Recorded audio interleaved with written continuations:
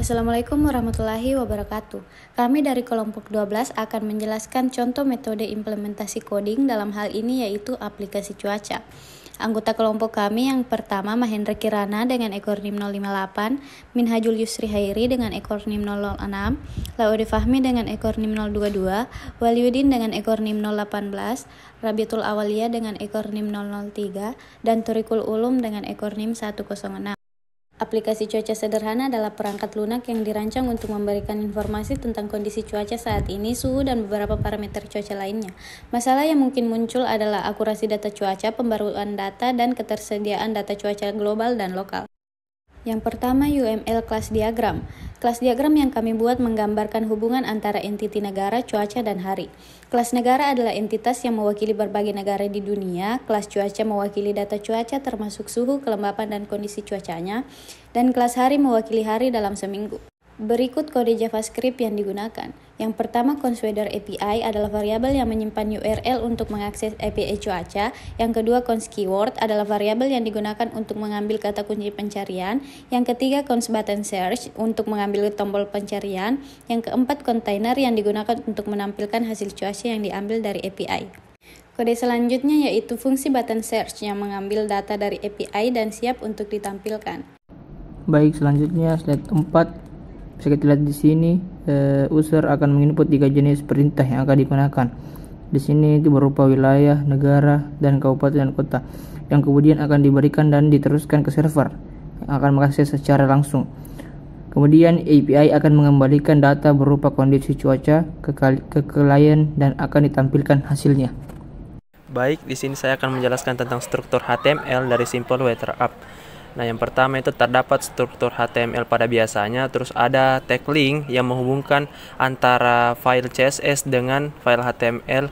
Terus yang kedua ada tag body yang di dalamnya terdapat divisi ID app, dan di dalam divisi ID app ini terdapat divisi class form, di mana divisi class form ini digunakan untuk mengelompokkan elemen-elemen formulir pencarian cuaca. Di dalam divisi class form ini terdapat input type text. Ini adalah kotak input text yang memungkinkan pengguna memasukkan nama wilayah yang ingin dicari cuacanya. Selanjutnya ada button search. Ini adalah tombol yang digunakan untuk memicu pencarian cuaca. Dan ada divisi ID container. Ini adalah divisi yang digunakan untuk menampilkan hasil pencarian cuaca. Dan yang terakhir itu ada text script yang menghubungkan antara file JavaScript eksternal yaitu client.js yang berisi logika untuk melakukan pencarian cuaca dan menampilkan hasilnya di dalam halaman web Simple Weather App. Baik, ini adalah implementasi coding dari interface aplikasinya. Yang pertama ada di bagian kode terdapat function show element yang memuat parameter data. Nah, fungsi ini akan digunakan untuk membuat elemen HTML berdasarkan data cuaca yang diberikan. Kemudian terdapat return H3, data location name sampai data location country.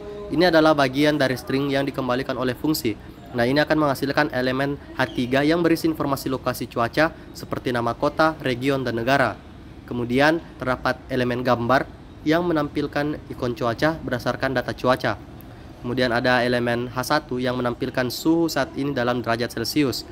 Kemudian ada elemen div dengan kelas CSS time yang digunakan untuk menampilkan waktu terakhir diperbarui dan kondisi cuaca.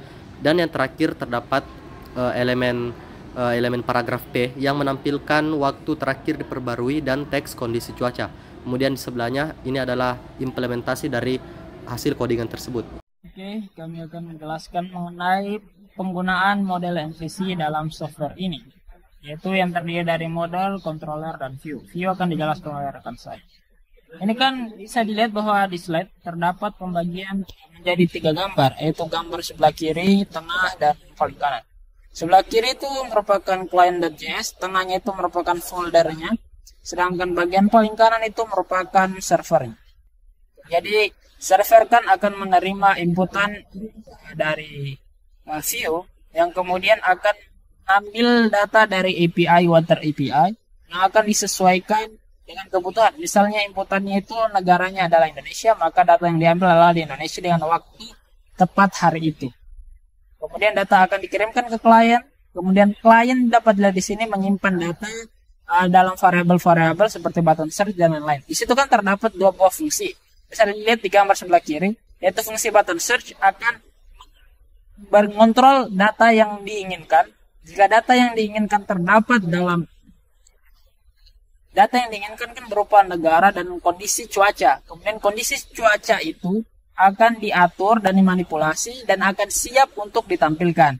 Dan kemudian di sini bisa dilihat terdapat juga di bawahnya itu button search, terdapat sebuah fungsi show element, di mana fungsi ini akan mengontrol bagaimana tampilan data yang ada di view.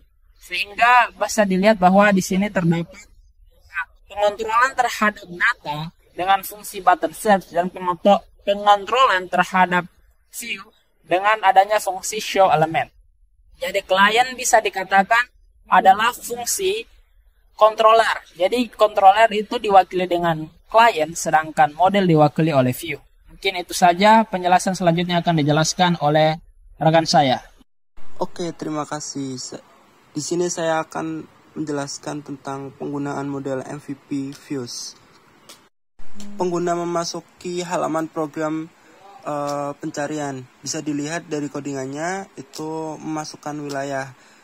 Pengguna memasukkan wilayah yang akan dicarinya dan interface itu akan menampilkan sesuai dengan yang dicarinya.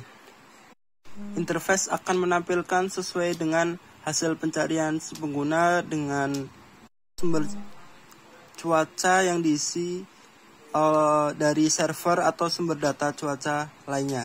Dari hasil presentasi, kami dapat menyimpulkan bahwa model View Controller atau MVC adalah desain arsitektur perangkat lunak yang memisahkan aplikasi menjadi 3 komponen utama, yaitu model, view, dan controller. Ini meningkatkan pemeliharaan, fleksibilitas, dan skalabilitas aplikasi dengan memisahkan logika bisnis, tampilan, dan pengendalian interaksi pengguna. Sekian presentasi dari kelompok kami, kurang lebihnya mohon dimaafkan. Assalamualaikum warahmatullahi wabarakatuh.